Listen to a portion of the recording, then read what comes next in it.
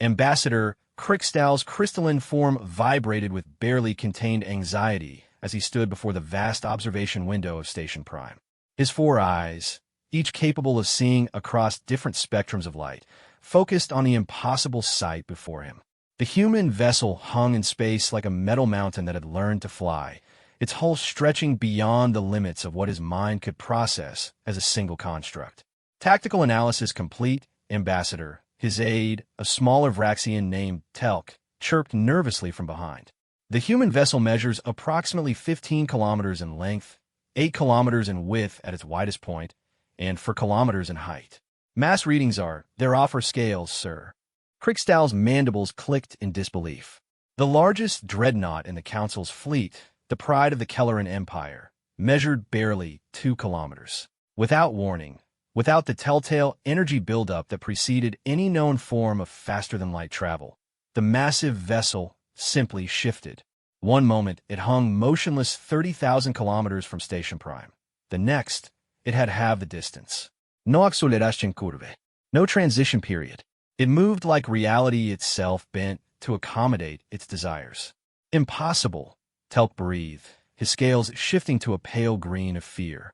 The energy requirements alone would power our entire civilization for a century, Krickstall finished.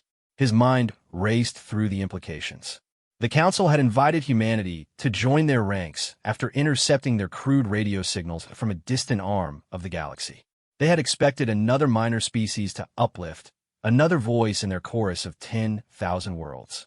What they got instead was this testament to a completely alien approach to technology. The communication panel chirped. A message from the human vessel, transmitted not through their primitive radio waves, but through the Council's own quantum entanglement network, a network that should have been impossible for them to access. Greetings, Ambassador Krickstall. The voice was pleasant, almost casual, speaking perfect Vraxian despite humanity having learned of their language mere weeks ago. I am Admiral Sarachun of the United Earth Stellar Navy vessel Prometheus. I believe we have an appointment to discuss humanity's membership in your Galactic Council. Krickstall found his voice with difficulty. Admiral Chun, yes, we were expecting you, though perhaps not in such a substantial vessel. A laugh came through the speakers, warm and genuinely amused. Ah yes, Prometheus is a bit much for a diplomatic mission, isn't she? But when you're traveling 40,000 light years from home, it pays to bring your own infrastructure. We're quite self-sufficient, I assure you. Self-sufficient. The word echoed in Krickstall's mind as his aide pulled up what limited scans they could manage. The readings were baffling. Entire ecosystems detected within the hull. Manufacturing capabilities that rivaled industrial worlds.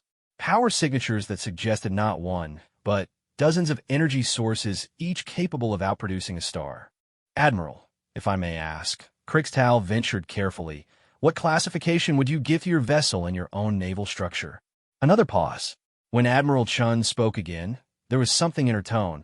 Not quite pride, but a matter-of-fact confidence that sent chills through Krickstall's exoskeleton. Prometheus is a Titan-class warship, Ambassador. One of 12 in active service. 12. They had 12 of these monstrosities. I see, Krickstall managed. And are all human vessels of similar scope? Oh no, Admiral Chun replied cheerfully. Most of our fleet consists of smaller vessels. Destroyers, cruisers, carriers, the usual. The Titans are special projects. We built them after our first interstellar war. First interstellar war. The phrase hung in the air like a threat. The Council's intelligence had suggested humanity had only achieved faster-than-light travel within the last century. How could they have already fought interstellar wars? If I may be so bold, Telk interjected, forgetting protocol in his curiosity. Who did you fight? The pause this time was longer. When Admiral Chun spoke, the warmth had faded slightly from her voice. Ourselves, I'm afraid. Old Earth nations couldn't agree on who should control the colony worlds. It got messy. 20 billion dead before we finally united under one banner. The Titans were built to ensure it never happens again. Their existence makes rebellion impractical. Krickstall exchanged glances with his aide. A species that had nearly destroyed itself with internal conflicts, only to emerge with technology that defied comprehension. What kind of pressure forge had humanity emerged from? But That's all ancient history now, Admiral Chun continued, the warmth returning. We're united, we're peaceful, and we're very interested in joining your council. I have full diplomatic credentials and authority to negotiate on behalf of all human worlds. Shall we proceed with the scheduled meeting? Of course, Admiral, Crixtow replied, though his mind was already racing ahead to the emergency session he would need to call. We have prepared docking Bay 7 for your shuttle. No need for a shuttle, Ambassador. If you'll check your station sensors, you'll find I'm already aboard. The blood in Crixtow's veins turned to ice. He spun toward the security console, where Telk was frantically checking readings. There in Conference Room Alpha, the most secure location on the entire station, protected by 12 layers of shielding and quantum encryption, stood a single human figure. She had appeared without triggering a single alarm, without opening a single door. Ow! Telk whispered. On the screen, Admiral Chun smiled and tapped what looked like a simple wristband. Quantum tunneling on a macroscopic scale. Another little innovation from our war years. Don't worry, I came alone, and I'm here in good faith. Shall we begin? I believe we have much to discuss about humanity's place in your council. Crixtow forced his legs to move, heading toward the conference room on autopilot. Behind him, he could hear Telk frantically sending encrypted messages to the council's emergency committee. The protocols for first contact scenarios had covered many possibilities: hostile species, incomprehensible aliens, machine intelligences, hive minds. But they had never prepared for this, a species that had arrived already more advanced than their supposed mentors, wearing a smile and asking politely to join the neighborhood association. As he walked, Crixtow couldn't shake the feeling that the universe had just shifted beneath his feet.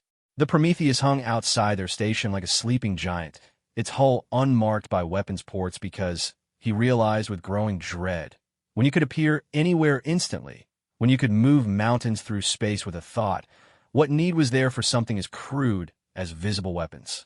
The conference room doors opened before him, and he found himself face-to-face with humanity's representative. Admiral Sarah Chun was smaller than he expected, standing perhaps 2 meters tall, with a bilateral symmetry common to many sapient species.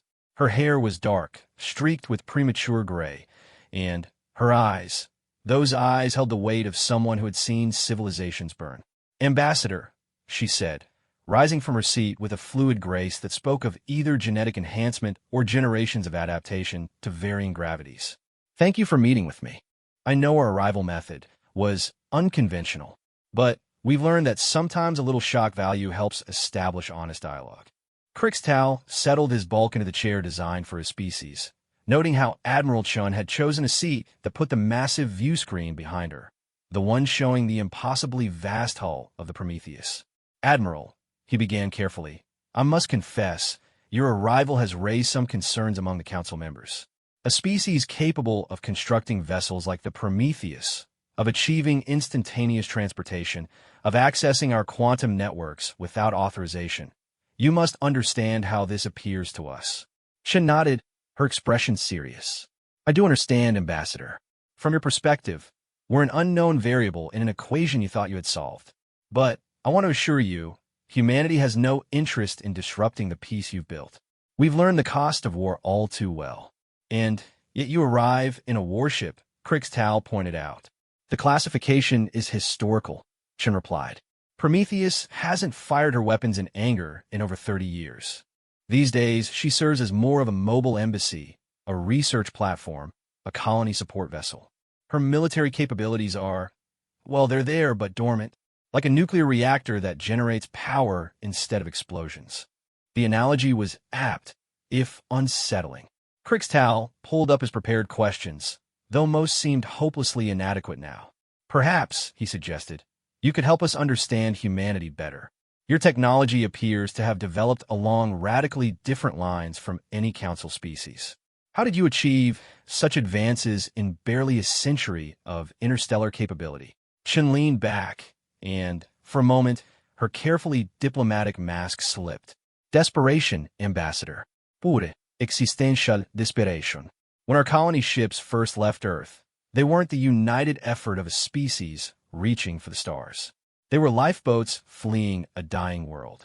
Every nation, every corporation, every religious group that could scrape together the resources threw together ships and fled to the stars.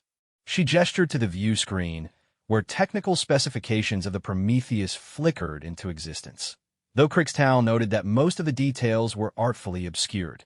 When those colonies established themselves, old grudges came with them. The Chinese colonies remembered what the Americans had done during the Water Wars. The European Federation hadn't forgiven the African Union for the embargo during the food collapse. Mars remembered Earth's oppression. Everyone had weapons, everyone had grievances, and everyone was convinced they were humanity's rightful heirs. The temperature in the room seemed to drop as she continued. The war started over mining rights to a single asteroid. Within 6 months, it had spread to every human system. We fought with nuclear weapons, antimatter bombs, relativistic kill vehicles, automated war machines that consumed entire moons to build more of themselves. We deployed weapons that deleted information from reality, viruses that rewrote the fundamental constants of physics in localized areas, devices that... She paused, choosing her words carefully. Devices that we've since agreed never to speak of again. Crixtal felt his scales shifting involuntarily to a defensive pattern. And the Titans were built in the war's final years, Chen said quietly, when it became clear that we were approaching a point of no return. Either humanity united, or we would extinct ourselves. The Titans were constructed by a secret alliance of scientists and military leaders from all factions. 12 ships, each capable of ending civilization on any world they visited.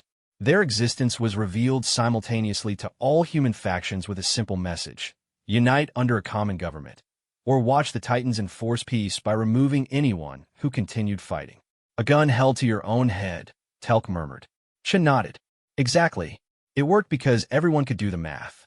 A single Titan could withstand the combined assault of hundreds of conventional ships. 12 of them, working in concert, were unstoppable. Within a year, the United Earth Government was formed. Within 5 years, we had achieved true peace. The Titans became symbols of what we could accomplish together, instead of reminders of how close we came to ending ourselves. And now? Crixtal asked. Now we explore. We build. We grow. We've established colonies in 70 systems, built habitats that house billions, created art and science and wonders we never imagined when we were too busy trying to kill each other. And we've detected your council's presence. She leaned forward earnestly. 10,000 species working together. A galactic civilization based on cooperation instead of conquest. It's everything we've hoped to find. Proof that we're not doomed to repeat our mistakes on a larger scale. Crixtal considered her words carefully. The story was both inspiring and terrifying. A species that had pulled itself back from extinction through the threat of mutual annihilation. Emerging with technology that defied understanding. They wanted to join the council, but could the council survive their membership? Admiral Chun, he began slowly, what you've shared is illuminating. But you must understand the position this puts us in. The council maintains peace through a careful balance of power. No single species holds enough strength to dominate the others. Your Titans upset that balance entirely, Chen finished. Yes, we're aware. That's why I'm authorized to make certain proposals. Technology sharing agreements. Limitations on Titan deployments. Integration protocols that ensure humanity becomes part of your system rather than an outside force acting upon it. She touched her wristband again, and holographic documents appeared before Crixtal. Thousands of pages of carefully prepared proposals, treaties, and agreements. We've studied your charter, Ambassador. We understand the principles that have guided the Council for 10 millennia. We don't want to break what you've built. We want to strengthen it.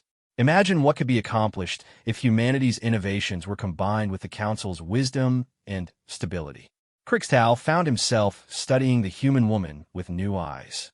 Behind the diplomatic words and careful proposals, he saw something else, a desperate hope.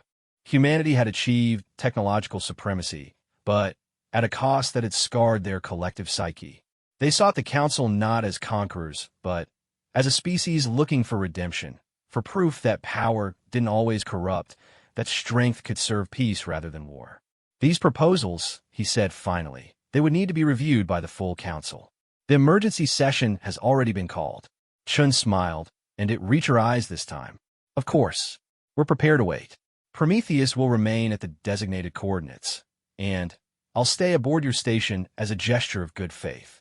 We've waited this long to find others among the stars. We can wait a little longer to do this right. As the formal diplomatic protocols began, Crixtal couldn't shake the feeling that this moment would be remembered as a turning point in galactic history. Humanity had arrived not as conquerors or supplicants, but as something far more dangerous, equals who had surpassed their teachers before they'd even met. The real question was whether the Council could adapt to accommodate them, or whether the careful balance of 10,000 years was about to shatter against the hull of humanity's titans. Outside, the Prometheus waited in silence, a monument to humanity's darkest hour and brightest triumph. Aboard Station Prime, representatives of 10,000 species began to gather, called by emergency summons to address a simple question that had suddenly become existentially complex. What do you do when the children you thought to guide have already surpassed you? The debates would be fierce, the fear palpable, the possibilities endless. But in that moment, in Conference Room Alpha, an ambassador of the Old Order and an admiral of the New sat across from each other, building the first fragile bridge between what was and what might be. The universe, Crixtal reflected, would never be quite the same. The Grand Assembly Hall of the Galactic Council had witnessed 10,000 years of deliberation, but never had it felt so small. Designed to accommodate representatives from every member species, the vast spherical chamber with its floating platforms and adjustable environments normally inspired awe in newcomers. Today, it felt like a cage containing 10,000 nervous animals, all acutely aware of the predator that had wandered into their midst.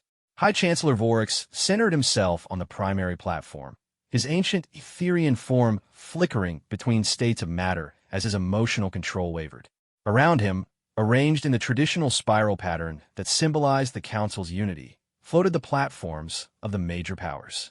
The Kellerans with their militant pride, the Scythians with their vast trade networks, the machine intelligence of the collective humming with calculated concern, and dozens more, each species a pillar of the galactic order that had endured since before humanity had discovered fire. The emergency session is called to order, Vorix intoned, his voice carrying across the chamber through both audio waves and psychic resonance. Single item agenda, the human application for membership, and the implications of their technological capabilities. Before he could continue, Platform 73 flared with harsh orange light. The Kelleran Supreme Commander, Thax, rose to his full 3-meter height, combat spines fully extended. Implications? Thax snarled. High Chancellor, with respect, we are not here to discuss implications. We are here to discuss an existential threat to everything the Council represents. The humans possess planet-killer technology that makes our entire combined fleet obsolete. They must be disarmed or expelled from our space immediately. A ripple of agreement and dissent washed through the chamber. Platform 91 pulsed with the soft blue of the Scythian delegation. Their speaker, a gelatinous being whose form constantly shifted to express emotion, shaped itself into patterns of reconciliation. The Kelleran speaks from fear. The Scythian burbled melodiously. Yes, the humans possess great power, but they come offering trade, knowledge, peaceful integration. Will we turn away such potential because we fear being surpassed? Is our unity so fragile? Unity built on balanced power. The collective interjected from Platform 12, their 1,000 voices speaking as one through mechanical speakers. Statistical analysis indicates human Titan-class vessels could defeat our combined fleets with 97.3% probability. No previous member has possessed such disproportionate strength. Integration protocols insufficient for this scenario. Vorix raised a tendril for silence, feeling the weight of millennia on his gaseous form. He had led the Council for the last 1,000 years, guided them through crises that had seemed insurmountable at the time. But this was different. Ambassador Crixtal, he called, you have spent the most time with the human representative. Share your observations. Crixtal's platform rose from the observer ring to the speaker's position. The Vraxian had shed his diplomatic scales, revealing the honest grays of deep concern beneath. Honored Council, he began, I have spent the last 6 hours in discussion with Admiral Chun. What I have learned is both reassuring and deeply troubling. The humans do not seek conquest. Their history is one of near self-extinction through internal conflict. They come to us seeking stability, seeking to be part of something greater than themselves. Pretty words, Thax growled. But their ship remains. Their weapons remain. What happens when they decide our stability isn't to their liking? When they judge us as they judged their own kind during their wars? Crickstow's mandibles clicked nervously. The Admiral has shared proposals, technology exchanges, limitations on Titan deployments. They offer to teach us their quantum tunneling technology, their power generation methods. In return, they ask for membership and the right to establish embassies in our systems. A conqueror's bargain. Platform 45 crackled with electrical discharge as the storm being Zephix manifested. They offer trinkets while keeping their true power. We would be fools to accept. The debate raged for hours. Species that had been allies for millennia found themselves on opposite sides. The militaristic factions, led by the Kellerans, pushed for immediate action, either forced disarmament or a preemptive strike while the humans were still isolated. The progressive factions, championed by the Scythians and several younger species, argued for cautious engagement and the potential benefits of human technology. The neutral factions, including the ancient Etherians and the logic-driven machine intelligences, sought more information before committing to any path. Through it all, Vorix noticed something troubling. The fear in the chamber wasn't just about human military might. It was existential. For 10,000 years, the Council had represented the pinnacle of galactic civilization. They were the teachers, the guides, the wise elders who brought younger species into the fold. The humans hadn't just arrived with bigger guns. They had arrived having already solved problems the Council still struggled with. Enough. Vorix finally declared, his form expanding to fill a significant portion of the central space. We circle the same arguments like scavengers around a corpse. We need more information. I propose we invite Admiral Chun to address the Council directly. The chamber erupted. No non-member had ever been allowed to speak in the Grand Assembly. The precedent was staggering. You would give the predator a voice in the herd. Thax roared. I would hear from humans themselves what they seek, Vorix replied calmly. We make decisions based on fear and speculation. Let us base them on facts instead. The vote was closer than any in recent memory. 5,847 in favor, for 1,153 against. The narrow majority spoke volumes about the division humanity had already created simply by existing. Admiral Chun entered the Grand Assembly 20 minutes later, and the chamber fell silent. She was so small compared to most of the species present, a bipedal figure that many could have crushed without effort. Yet she walked with a confidence that made her seem larger, and the simple device on her wrist, the one that could apparently transport her anywhere instantly, gleamed like a threat. She took her position at the center of the chamber, where petitioners traditionally stood. But instead of the usual nervous energy of those seeking the Council's favor, she stood with the calm of someone who had faced worse odds. Honored representatives, she began, her voice carrying clearly through the chamber's acoustics. I thank you for this opportunity to address you directly. I understand the fear our arrival has caused. I understand the disruption we represent to your established order. And I come before you not to minimize those concerns, but to acknowledge them and offer a path forward that benefits all. She touched her wristband, and holographic images filled the space above her, not of weapons or warships, but of worlds. Dozens of them.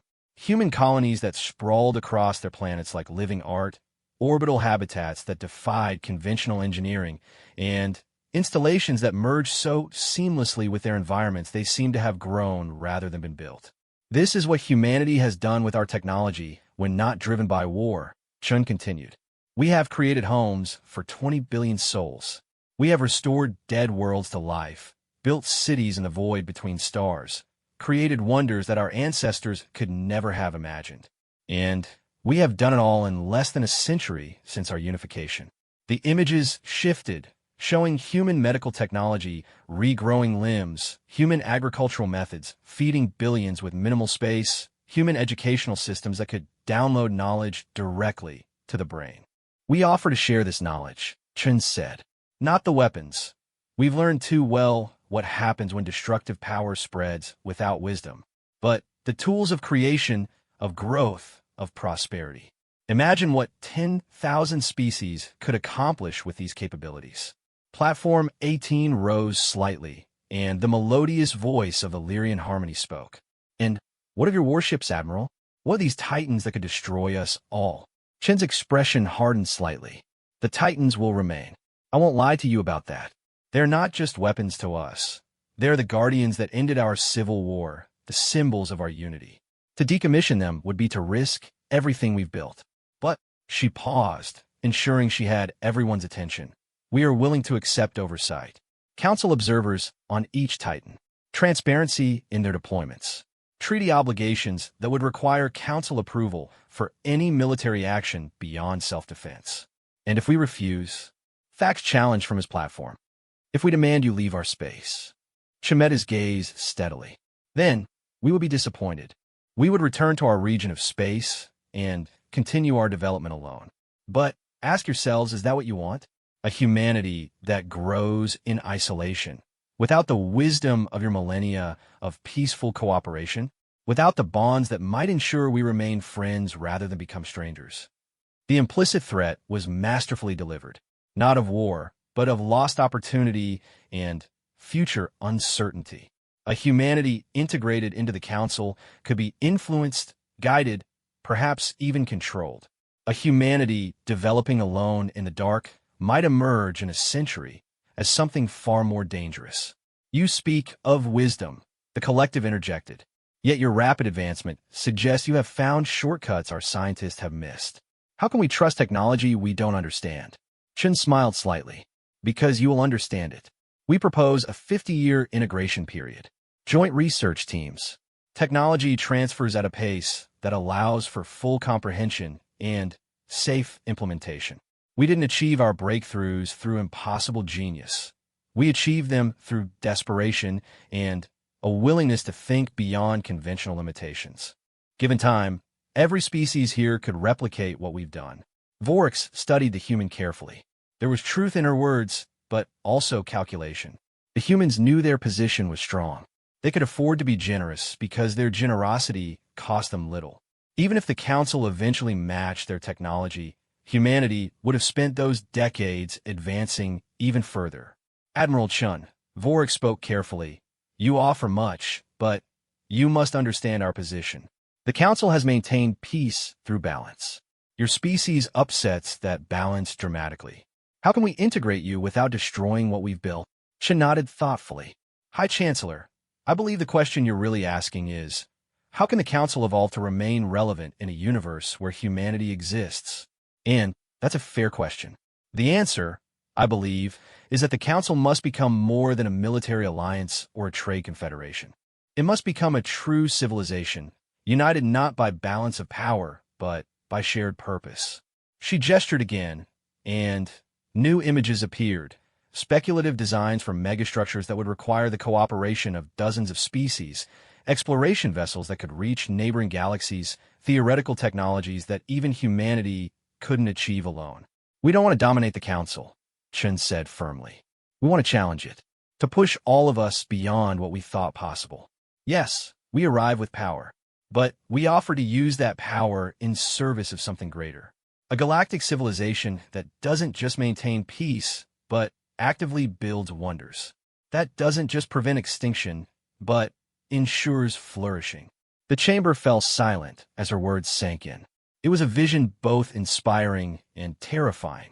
The comfortable stability of 10 millennia replaced by rapid change and unknown possibilities.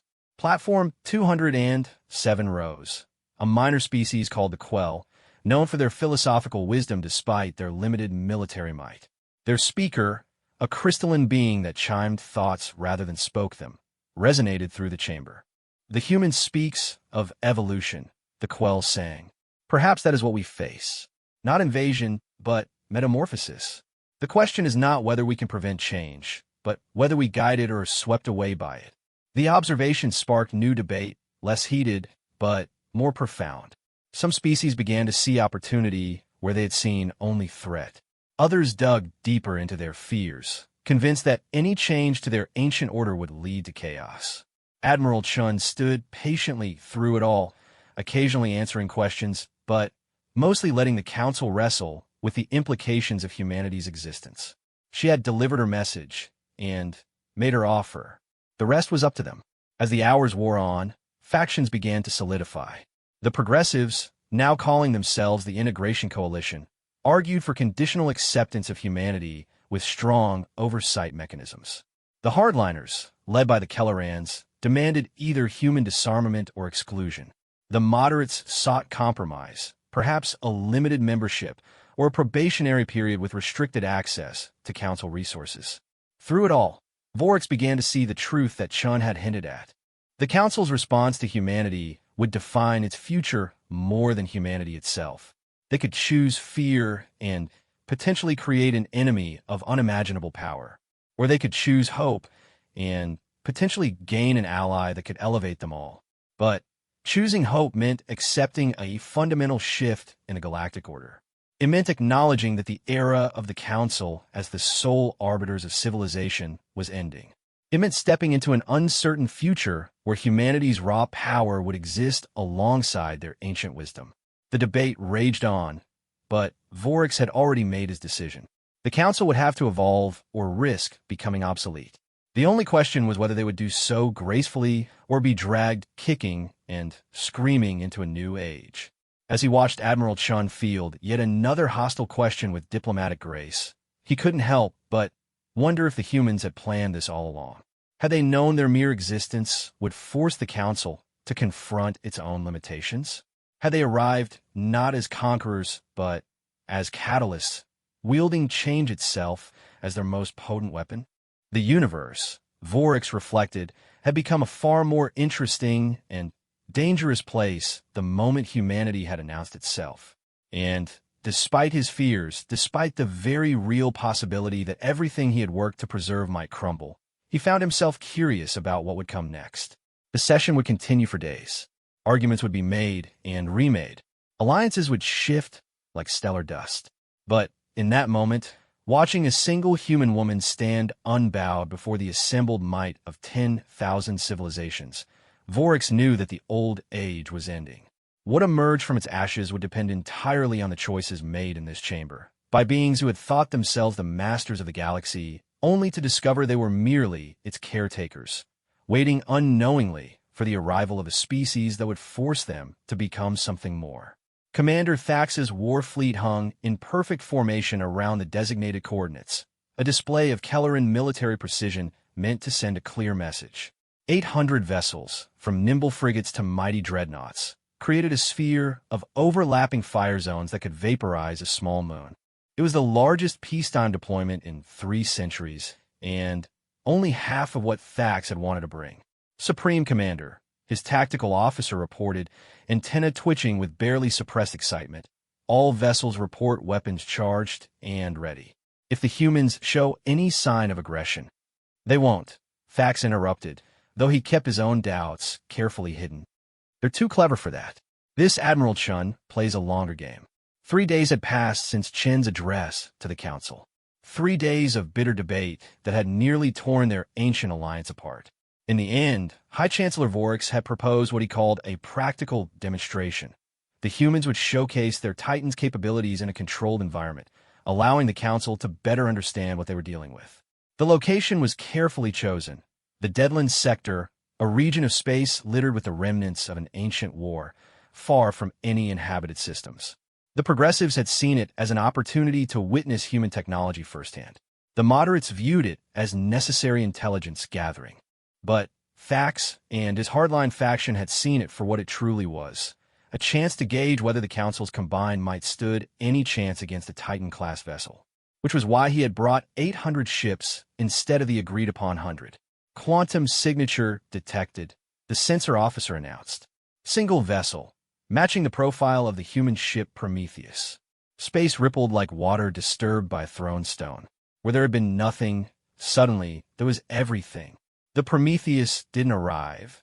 It simply existed, as if it had always been there and reality had only just noticed. The massive vessel hung motionless, its hull drinking in light like a piece of void given form. Even prepared for it. Even having seen the recordings, Thax felt his combat spines retract involuntarily. His fleet's 800 ships, arranged in their perfect sphere, suddenly looked like insects surrounding a mountain. Admiral Chun sends greetings, the communications officer reported, his voice carefully neutral. She notes that we seem to have brought more observers than agreed upon, and hopes this doesn't indicate a lack of trust in humanity's peaceful intentions. The dry humor in the message wasn't lost on Thax. They had been caught in their deception immediately, and Chun was choosing to treat it as a minor social faux pas rather than the aggressive posturing it was. Tell the Admiral that the Kelleran Empire takes its observation duties seriously, Thax replied. We wish to ensure we could provide comprehensive analysis for the Council. Of course, Chen's voice came through directly this time, warm with amusement. I'm sure that's all it is. Well, since you brought so many observers, we should probably give you something worth observing. Hi, Chancellor Vorix. Are you monitoring? I am here, Admiral. Vorix's voice joined the channel, broadcast from the council chamber where thousands of representatives watched through sensor feeds. You may proceed with your demonstration when ready. Thank you, Chancellor. First, let me address the obvious question on everyone's mind. Weapons capability.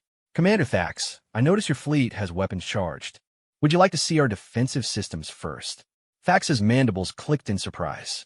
You would reveal your defenses to us? Why not? We're applying to be allies, not enemies. Besides, and here Chen's voice carried a hint of steel, I think it's important you understand that aggression against a Titan is inadvisable. Without warning, space around the Prometheus began to shift. What Thax had taken for empty void revealed itself to be filled with something, a distortion field that bent light and sensors alike. His tactical displays screamed warnings as they tried to make sense of what they were seeing. Dimensional shielding, Chen explained casually. We learned during our wars that conventional shields, no matter how strong, can be overwhelmed with enough firepower. So we stopped trying to block attacks and started making sure they never reach us in the first place. The space around Prometheus exists slightly out of phase with normal reality. Energy weapons, projectiles, even antimatter, it all passes through without touching us. To demonstrate, a small drone launched from the Prometheus and fired a modest laser burst at the Titan's hull. The beams simply vanished, not absorbed or deflected, but ceasing to exist in the same dimensional space as its target. Impossible, Thax's science officer breathed. The power requirements alone are substantial, yes, Chen agreed, but manageable with our quantum tap reactors. Of course, shields alone don't win battles. Sometimes you need to reach out and touch someone. The Prometheus's hull remained smooth, unmarked by obvious weapons ports. Then, without any visible preparation, beams of light began to emanate from the ship, not from specific points, but from the entire hull simultaneously, as if the Titan itself had become a weapon.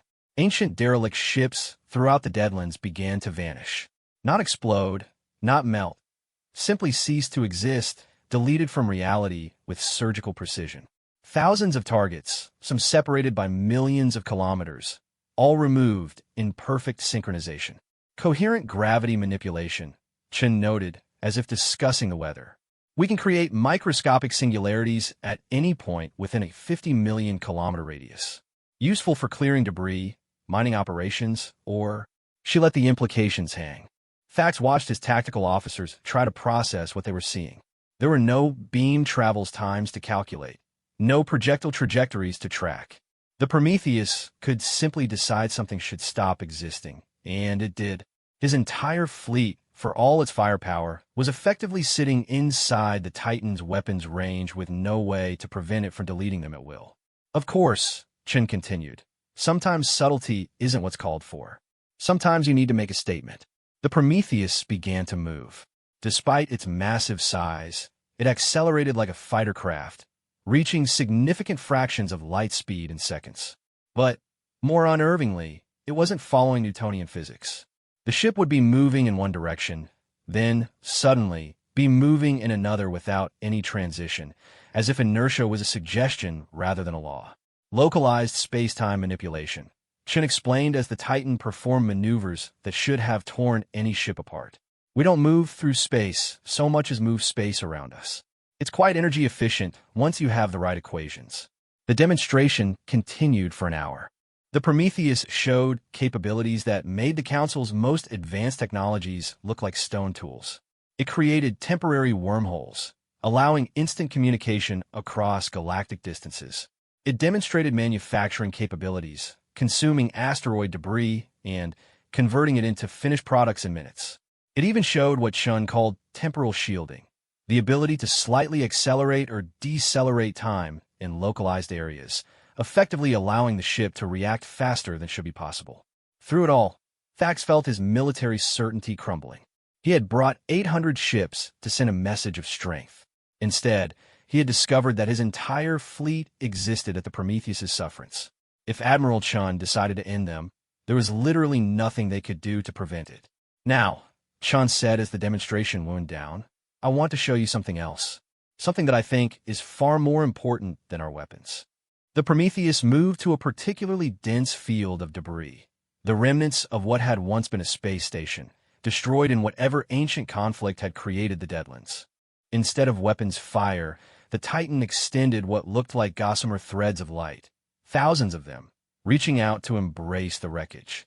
The debris began to move, not randomly, but with purpose. Pieces fitted together like a three-dimensional puzzle. Metal flowed like liquid, reshaping itself. Within minutes, where there had been nothing but ancient destruction, a new structure emerged, a perfect replica of what the station had once been, restored from ruin to pristine condition. We can destroy, Chun said quietly, but we prefer to build. This technology, controlled matter reformation at the molecular level, is what we offer the Council. Imagine what could be done with it. Dead worlds brought back to life. Ancient damage repaired. A galaxy not just maintained, but renewed. Thax found himself staring at the restored station, its lights now twinkling like stars. In all his years of military service, he had become expert at destruction. But this was creation on a scale he had never imagined possible. Commander Thax, Chun addressed him directly. I know you came here expecting to find an enemy, someone you would eventually have to fight. But I hope what you've seen today shows you that fighting us would be not just futile, but wasteful. We have no interest in conquering the Council. We want to join it to strengthen it, to help it become something greater. And if we refuse, Thax asked, the question coming out more quietly than he intended. Then, we'll be disappointed, Chun replied. We'll return to our space and continue developing. In 100 years, or 200, or 1,000, our peoples will meet again. And who knows what humanity will have become by then, shaped by isolation rather than cooperation. Wouldn't it be better to shape that future together? High Chancellor Vorix's voice entered the conversation. Admiral Chun, your demonstration has been illuminating. I believe the Council has much to discuss. Of course, Chancellor. Prometheus will remain here for another day if any representatives wish to visit in person. We're quite proud of our Arboretum. We've preserved species from Earth that exist nowhere else now. Sometimes it's good to remember what we're trying to protect, not just what we're capable of destroying. As the channel closed, Thax stared at the massive ship floating serenely among his fleet. His tactical officer was running simulations, trying to find any weakness, any strategy that might work against such overwhelming technological superiority. But Thax already knew what the results would be. Stand down weapons, he ordered quietly. Commander, his second-in-command's voice carried surprise. Stand down weapons, Thax repeated more firmly. All ships.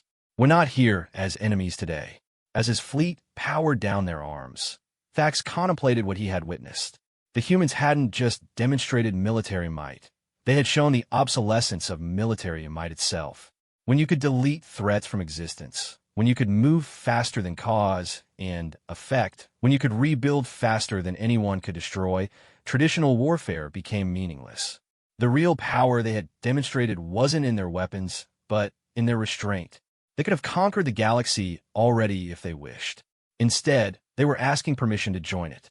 Commander, his communications officer spoke up. Admiral Chun is asking if you would like to visit the Prometheus personally. She says she'd be honored to show a fellow military officer their tactical systems. Thax's instincts screamed at him that entering that ship would be suicide. But his curiosity, The part of him that had always wanted to understand rather than simply destroy won out. "Tell the Admiral I accept her invitation," he said, "and prepare my shuttle." As he prepared to board humanity's Titan, Thax realized the universe had changed. The question now was whether he and the Council could change with it, or whether they would cling to the old ways until they became as obsolete as the debris floating in the Deadlands. Later, standing in the Prometheus's observation deck, looking out at a view that seemed to bend reality itself, Thax would find himself face to face with Admiral Chun. She was smaller than him by half, physically fragile by Kelleran standards. But the weight of what her species had accomplished, the terrible responsibility of power beyond measure, sat on her shoulders like armor. "We were like you once," she told him quietly, as they watched his fleet through windows that showed more than just visible light.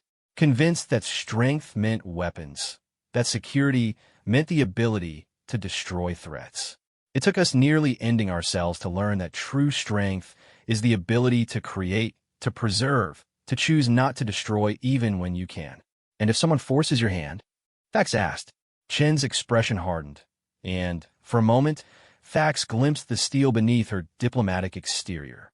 "Then, we remind them why the Titans were built.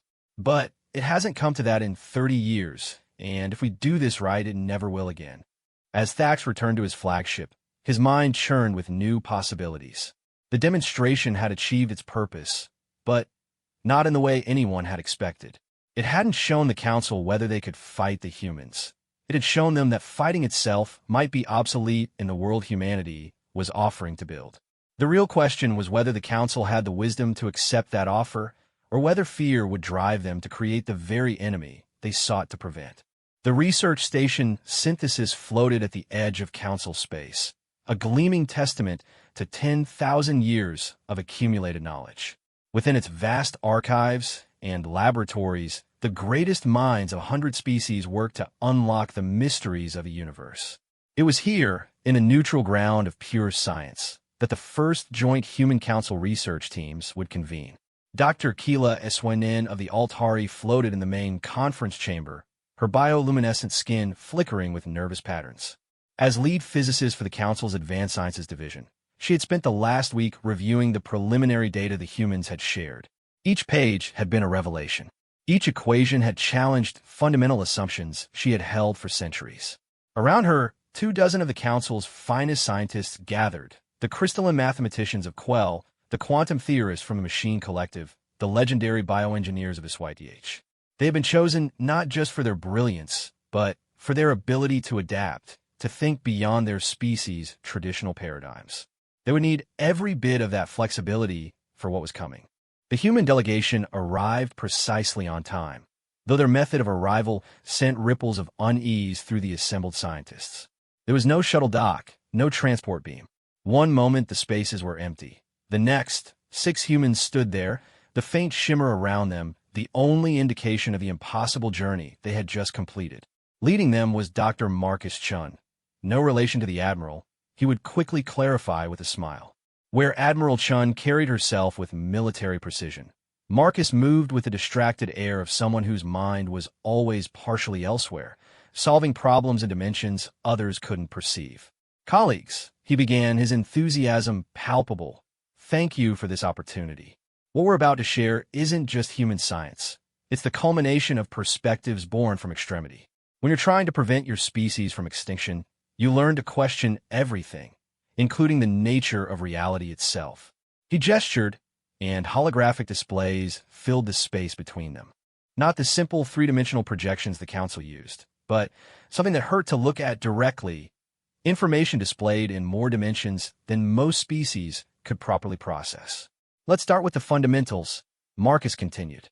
"Your sciences are built on understanding the universe as it presents itself. Observe, theorize, test, refine. It's produced wonders over millennia. But what happens when observation itself is the limiting factor?"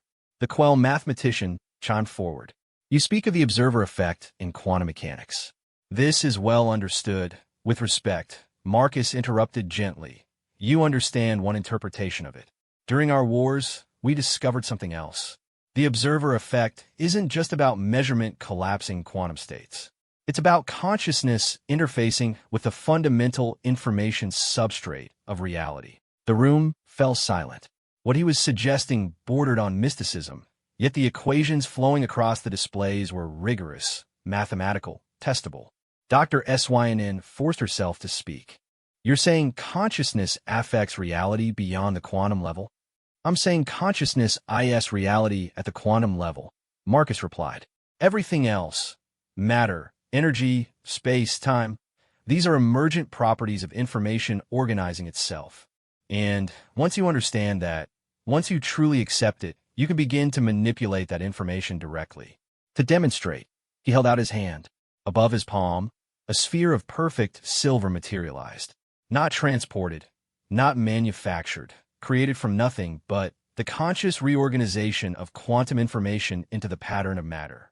Impossible, breathed the Scythian bioengineer. The energy requirements are zero, Marcus finished. We're not creating matter from energy. We're convincing the universe that matter was already there. The only energy required is for the computational process of reorganization. The implications crash through the room like a tsunami. If matter could be created from pure information, if consciousness could directly affect reality, this is how your weapons work. The collective realized, their 1,000 voices harmonizing in sudden understanding. You don't destroy things. You edit them out of existence. Marcus nodded solemnly.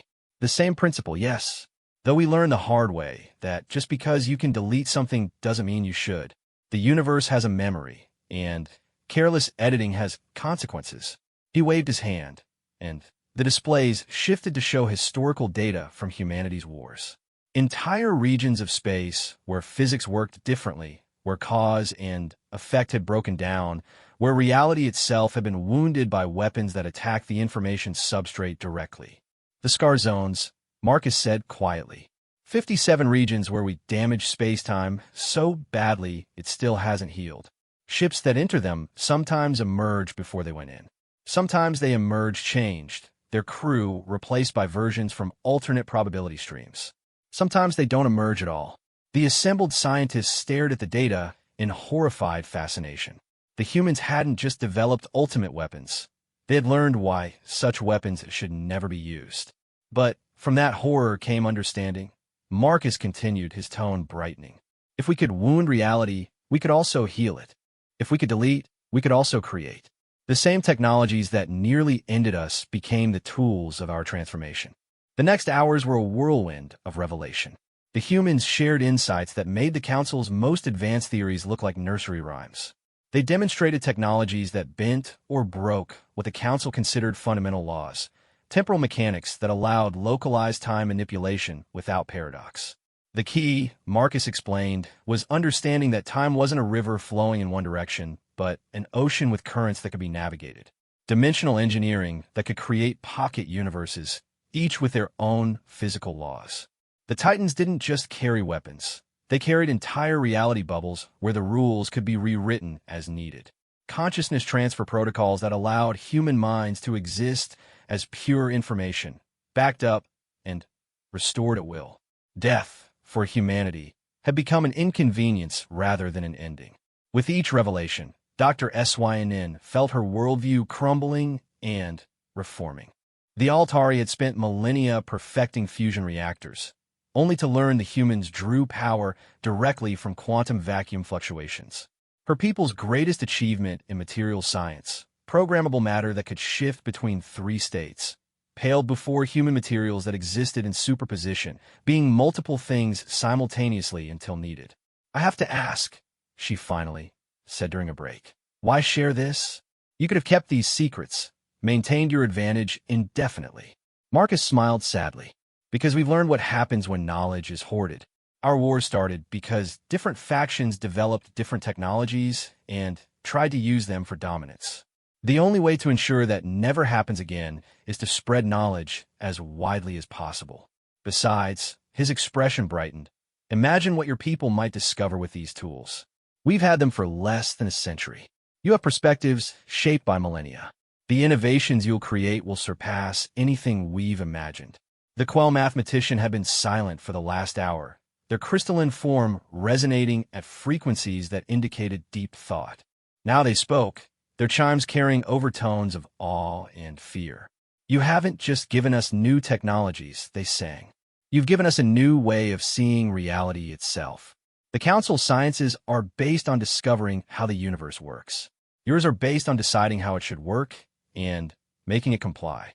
"That's actually a perfect way of putting it," Marcus agreed. "Though we've learned to be very careful about what we decide. The universe pushes back when you push too hard." As the day progressed, the initial fear and skepticism of the Council scientists gave way to something else: excitement. For the first time in centuries, they were confronted with truly new ideas, paradigms that challenged everything they knew. It was terrifying, yes, but also exhilarating. The bioengineers began sketching ways to apply consciousness-reality interface principles to medicine, potentially allowing healing by literally willing someone back to health. The physicists explored the implications of information-based reality for faster-than-light communication and travel. The engineers dreamed of structures that could exist in multiple dimensions simultaneously, buildings that were bigger inside than out, ships that could be in several places at once. But it was the collective that raised the most profound question. If consciousness shapes reality, their unified voice resonated through the chamber. "And we accept your technologies. Won't we begin to reshape reality according to combined human council perspectives rather than human ones alone? Won't the universe itself change based on our collective beliefs about how it should work?" Marcus's smile widened. "Now you're beginning to understand why we really want to join the council. 10,000 species, each with unique perspectives on reality. Imagine what we could build together. Not just technologies, but entirely new ways for reality to function. We could create a universe that's richer, stranger, more wonderful than any single species could imagine alone." Dr. SYNN felt a shiver run through her bioluminescent form. The humans weren't just offering to share their power. They were offering to fundamentally transform the nature of existence itself, shaped by the collective imagination of all sapient species. "There is danger in this," she said carefully. "If reality becomes malleable, if consciousness can reshape existence, what happens when different groups have incompatible visions? Could we fragment reality itself?" "It's possible," Marcus admitted. "During our wars, we came close to doing exactly that. Different factions tried to impose their versions of how physics should work. The conflicts weren't just military, they were ontological. Reality itself became a battlefield." He gestured, and the displays showed more historical data. Zones where time flowed backwards because one faction believed in predestination. Regions where energy and matter were purely subjective because another faction embraced radical observer-dependent physics. The chaos had been unimaginable. "But we learned," Marcus continued. "We developed protocols, safeguards. Reality has an inherent stability, a preference for consistency. You can bend it, but it takes exponentially more effort to break it. And when multiple consciousnesses work together, their shared beliefs create a stronger, more stable framework than any individual could maintain. The Council itself, as a reality-stabilizing force, the Quell harmonized. Our diversity, not as a weakness, but as a strength, creating a more robust shared reality through our different perspectives finding common ground." "Exactly," Marcus confirmed. "That's why we need you as much as you might benefit from our knowledge. Humanity alone is too limited, too singular in perspective. We need the wisdom of species that have existed for eons, the logic of machine minds, the intuition of psychic races, the patience of beings who measure time in geological scales. Together, we can create a reality that serves all consciousness, not just the strongest or most aggressive." As the conference drew to a close, Dr. SYNN found herself changed. The universe she had thought she understood had revealed itself to be far more fluid, far more responsive to conscious will than she had ever imagined.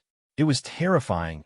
The power to reshape reality carried responsibilities beyond measure.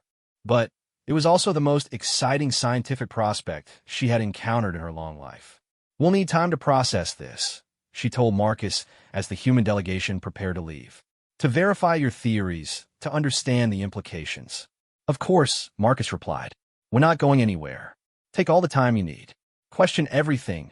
Test every assumption. That's how we learned. by refusing to accept that anything was impossible until proven otherwise. As the humans vanished in their casual defiance of physics, Dr. SYNN turned to her colleagues. The debates would be fierce, she knew. Many would reject these paradigms out of fear or disbelief. But she could already see the light of possibility in too many eyes. The seeds had been planted. The council had gathered to decide whether to accept humanity. But what they really faced was a choice about the nature of reality itself. Would they remain in their comfortable, stable understanding of a fixed universe? Or would they embrace the terrifying freedom of a reality that could be shaped by conscious will? Looking at the equations still glowing in the air, at the small sphere of perfect matter Marcus had created from nothing and left as a gift, Dr. SYNN already knew her answer. The universe had suddenly become a far more interesting place than she had ever dreamed possible. And that, more than any weapon or technology, might be humanity's greatest gift to the galaxy. The knowledge that impossible was just another word for not yet tried. The Grand Assembly had never been so divided. In 10,000 years of consensus building and careful deliberation, the Galactic Council had never faced a decision that cut so deeply to the heart of what they were and what they might become. As High Chancellor Vorix took his position at the center of the chamber, he could feel the weight of history pressing down upon him like a physical force. 6 weeks had passed since humanity's first contact. 6 weeks of demonstrations, debates, revelations, and soul-searching that had shaken the foundations of galactic civilization. Now, finally, the time had come to vote. The chamber itself seemed to reflect the tension. Environmental controls fluctuated wildly as different species unconsciously broadcasted their anxiety. The temperature rose and fell, atmospheric composition shifted, and even the artificial gravity wavered as thousands of beings struggled with the magnitude of their decision. Vorix expanded his gaseous form, letting his bioluminescence pulse in calming patterns. Distinguished representatives, he began, his voice carrying across dimensions both physical and psychic, we gathered to make perhaps the most consequential decision in our council's history. Before us lies the formal application of humanity for full membership in the Galactic Council. He paused, letting the weight of the moment settle. Over these past weeks, we have seen wonders and terrors in equal measure. We have witnessed technology that defies our understanding of physics. We have glimpsed a species that nearly destroyed itself, only to emerge with power that could reshape reality itself. We have heard promises of shared knowledge and mutual growth, and we have felt the fear of obsolescence and irrelevance. Around the chamber, representatives shifted, whispered, or sat in perfect stillness according to their species' ways of expressing tension. The factions that had emerged were clear in their positioning. The Integration Coalition, led by the Scythians and supported by many of the younger species, occupied the progressive arc of the spiral. The Sovereignty Guard, Fax's militaristic alliance, held the conservative positions. Between them, the vast majority waited, uncommitted, struggling with a decision that had no clear answer. Before we proceed to the vote, Vorix continued, I invoke the right of final testament. Any who wish to speak one last time may do so now. The first to rise was Ambassador Ishkar of the Morvac hegemony, one of the eldest member species. Their chitinous form had seen the rise and fall of stellar empires, and their words carried the weight of eons. I have lived for 12,000 years. Ishkar's translated thoughts resonated through the chamber. I have seen species rise from primitive toolmakers to spacefaring civilizations. I have watched the Council grow from a handful of worlds to the 10,000 we now represent. In all that time, I have never felt fear for our future. Until now. They paused, compound eyes surveying the assembly. The humans terrify me, not because they're evil or aggressive, but because they represent change on a scale we cannot comprehend. They offer us godhood, the power to reshape reality itself. But gods can fall, and when they do, the destruction is absolute. I vote against membership. Let humanity develop in isolation. Let us observe and learn from a distance. But do not invite the storm into our house. As Ishkar settled back, Platform 91 illuminated. The Scythian representative, Quila, flowed upward in a graceful spiral. My esteemed colleague speaks of fear. Quila's melodious voice rippled through the chamber. But, I ask you, when has fear ever led to wisdom? The humans exist. This is fact. They possess power beyond our current understanding. This too is fact. The question is not whether we can avoid change, but whether we help shape it. Quila's form shifted, displaying patterns of historical data. Consider our own history. When a Vorth discovered antimatter, did we ban them from the council? When the collective achieved true AI consciousness, did we exile them? No. We adapted. We grew. We became stronger for the diversity of our capabilities. Humanity offers us the next step in that evolution. They offer us extinction. Fax roared from his platform. Combat spines fully extended. You compare antimatter to the ability to delete star systems? You compare AI to consciousness that can rewrite the laws of physics? The human admiral herself admitted they nearly destroyed themselves with these powers. Why should we believe we can control what they barely could? Before anyone could respond, a new voice entered the discussion. Platform 412, rarely noticed in council proceedings, began to glow. The speaker was from the Zafrani, a minor species known more for philosophy than technology or military might. Perhaps, the Zafrani suggested in their whisper-soft voice, we are asking the wrong question. We debate whether we can control humanity, whether we can integrate them safely. But have we asked whether we have the right to make this choice at all? The chamber fell silent, uncertain where this was leading. Humanity has approached us in good faith, the Zafrani continued. They have revealed their capabilities, shared their knowledge, submitted to our procedures. They have, in essence, acknowledged our authority to judge them. If we reject them now, out of fear rather than principle, what does that say about us? What does that make the council but a cage try to contain anything that might threaten our comfortable superiority? The words stung because they carried truth. Several representatives who had been leaning toward rejection shifted uncomfortably, forced to examine their own motivations. High Chancellor Vorix recognized the next speaker, Dr. Keela Swynen, who had been working directly with the human scientists.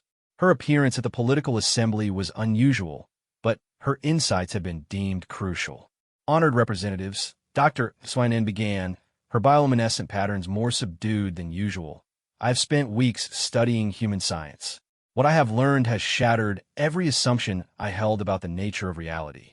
But, more importantly, I have learned something about humanity itself. She paused, ensuring she had everyone's attention. Their technology is not the product of superior intelligence or special insight. It is the product of desperation refined by conscience. They developed reality-warping weapons because they were trying to survive. But they developed reality-healing techniques because they were trying to deserve survival. Every terrifying capability they possess is matched by an equal commitment to using it responsibly. Their admiral threatens us with their power. Fax interrupted. Their admiral warns us of their power. Swynen corrected. There's a difference. They could have arrived in secret, infiltrated our systems, taken what they wanted. Instead, they announced themselves, revealed their capabilities, and asked for permission to join. That speaks to their character more than any treaty or promise. Platform 1 arose, the ancient Therians, whose species had been among the Council's founders. Elder Vosk spoke, their words carrying the weight of 10 millennia of leadership.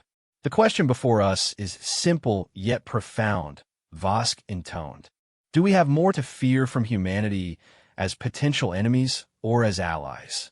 If we reject them, we create a power outside our influence, developing according to its own priorities.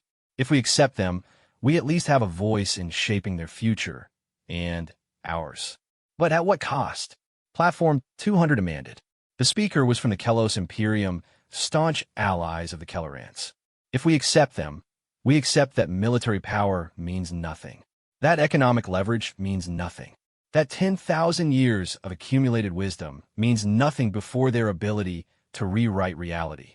We would become passengers in our own civilization. Or, counter the collective from their platform, we would become participants in a greater civilization than any we have imagined. The humans offer to teach us their technologies. In time, we would wield the same capabilities. The question is whether we trust ourselves with such power. The debate raged for hours more. Ancient alliances fractured as species took unexpected positions. The warrior castes, traditionally united, split between those who saw opportunity in human military technology and those who saw only obsolescence. The merchant guilds divided between those who feared economic disruption and those who salivated at the trading possibilities. Through it all, Admiral Chun watched from the observer's gallery. She had been invited to witness, but not participate in the final deliberation. Her expression remained neutral, but those who looked closely could see the tension in her bearing. Humanity's future, perhaps the galaxy's future, hung on the words being spoken below. As the debate wound down, Vorix called for the preliminary poll. Not yet the final vote, but a gauge of where the assembly stood. The results appeared in the air above the chamber. 3,847 in favor, 4,963 against, 1,190 abstaining. A slight majority against, but not the overwhelming rejection the hardliners had hoped for. More significantly, the number of abstentions indicated how many representatives remained genuinely uncertain. Before the final vote, Vorix announced, "I invoke my right as High Chancellor to address the Assembly." He descended from his neutral platform to stand in the center of the chamber, where traditionally only petitioners stood. The symbolism was not lost on the Assembly, their leader placing himself in the position of one asking for consideration. "My friends," Vorix began, abandoning the formal titles, "I have led this council for 1,000 years. I have seen us face crises that seemed insurmountable. Wars, plagues, the collapse of entire sectors of space. Each time, we survived because we adapted, because we chose hope over fear, unity over division." His form shifted, displaying his species' equivalent of vulnerability. Understand the fear. The humans represent a change so fundamental that nothing will ever be the same. But I ask you, has anything ever truly stayed the same? We tell ourselves we have maintained peace for 10 millennia, but how many times has that peace been tested? How many compromises have we made? How many threats have we absorbed or deflected? He paused, gathering himself. The humans are not just another threat to manage or another species to integrate. They are a mirror, showing us what we might become if we have the courage to evolve. Yes, they could destroy us, but they could also elevate us. The choice of which path they take depends largely on the choice we make today. I have made my decision. I vote for acceptance, with all the conditions and safeguards we have discussed. Not because I am without fear, but because I believe our fear should not define us. We are the Galactic Council. We have united 10,000 species in common cause. If we cannot find a way to unite with one more, even one as challenging as humanity, then what does that say about the principles we claim to uphold? The chamber erupted, not in anger, but in frenzied discussion. Vorix's words had shifted the momentum. Representatives huddled with their delegations, communicated with their homeworlds, searched their consciences for the right path. When order was restored and the final vote was called, the atmosphere was electric with possibility and dread in equal measure. All representatives will now cast their final vote, Vorix intoned. The question before us: shall humanity be granted full membership in the Galactic Council, subject to the integration protocols and safeguard established by this assembly? One by one, the votes were cast. Ancient species weighed in alongside relative newcomers. Machine intelligences calculated probabilities, while psychic races consulted their collective unconscious. The tally updated in real time, hovering above the chamber like prophecy being written. The votes swung back and forth. First the progressives took a narrow lead, then the conservatives surged ahead. Species that had been allies for millennia voted differently. Others that had been rivals found common cause. As the final votes were cast, the chamber held its collective breath. The numbers stabilized, glowing with finality. 5,156 in favor. 4,734 against. 110 abstentions. A clear majority, but not the overwhelming mandate either side had hoped for. Humanity would join the Galactic Council, but they would enter a divided house, with nearly half the members having voted against them. The vote is concluded, Vorix announced, his voice heavy with the weight of history. Humanity's application for membership is accepted. May this decision lead us to a brighter future, and may wisdom guide us through the changes to come. In the observer's gallery, Admiral Chun allowed herself a small smile of relief. But her expression quickly returned to neutrality as she recognized the work ahead. Winning the vote was only the beginning. Now came the far harder task of proving the council had made the right choice. Below, representatives began to disperse, some in celebration, others in dismay. Alliances would need to be rebuilt, fears would need to be addressed, and somewhere in human space, 11 other Titan-class warships waited to learn whether they would be instruments of partnership or the guarantors of an uncertain peace. Commander Thax found himself standing beside the human observation gallery. He looked up at Admiral Chun, his expression unreadable. "You have won your place," he said simply. "Now you must earn it." Chun nodded respectfully. "We understand, Commander. We've learned the hard way that power without wisdom leads to destruction. We hope to benefit from the Council's wisdom, just as we hope our power can serve the Council's goals." "Pretty words," Thax replied, though without his usual hostility. "We shall see if your actions match them." As he walked away, Chun reflected on